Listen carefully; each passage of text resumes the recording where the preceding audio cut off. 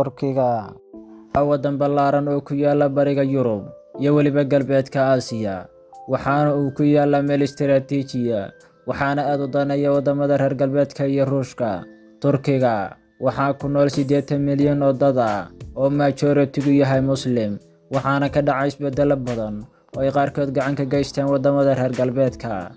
Turkiga waa waddan qadiimi ah, waxaana la sheegaa in kelmadda Turki ay ka timid Turkiya oo ah kelmad Laatiin ah, waxaana degan dad la yiraahdo Turkic tan iyo Cusmaaniyadii oo xukumaysay 623 sano.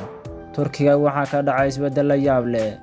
Cusmaaniyadu waxay ka talin jirtay dhulka ballaaran ee u dhexeeya Madiina ilaa Fayna oo ah caasimadda Australia. Muddo lagu qiyaaso 1350-yadii waxa ay qabsadeen magaalada Constantinople oo ay haysteen Kirishtaanku, waxa ayna magacii magaalada u beddeleen Istanbul.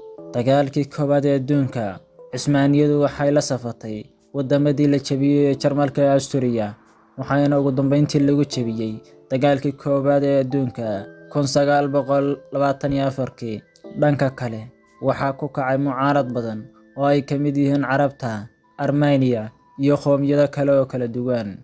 Aakhirkiina waxaa la qabsaday dhulkii Jarmalka iyo Cusmaaniyada oo lagu jabiyay dagaalka. Intaan kadib, waxaa la sameeyay waddanka Turkiga iyo waddamo fara badan oo loo qaybiyay dhulkii Cusmaaniyadu ka talin jirtay, waxaana halkaa ku soo gabagaboobay xukunkii boqortooyadii uu aasaasay Cumar Bay. Dagaalkii koowaad ee adduunka wixii ka dambeeyay, waxaa la qabsaday dhulkii Cusmaaniyada ka talin jirtay, waxaana la sameeyay waddamo badan oo ay ka mid yihiin Turkiga cusub ee maanta naqaano. Waxa ay saameyn ku lahayd waddamadii reer galbeedka ay Cusmaaniyadu haysatay dhulkooda oo ka baqaya in Islaamku ka taliyo Turkiga. Waxa ayna aqal dalka Turkiga madaxweynihii ugu horreeyay ka noqday Mustafa Kemal Atatürk oo ahaa nin Calmaani ah kana soo horjeeda diinta Islaamka. Waxa uuna beddelay nidaamka taliska Turkiga iyo shuruudaha dalka, asagoo ka dhigay qaar diinta Islaamka liddi ku ah. Waxa uuna sameeyay xeerar oranaya in qofka dumarka siyaasadda ay ka qayb qaadan karto.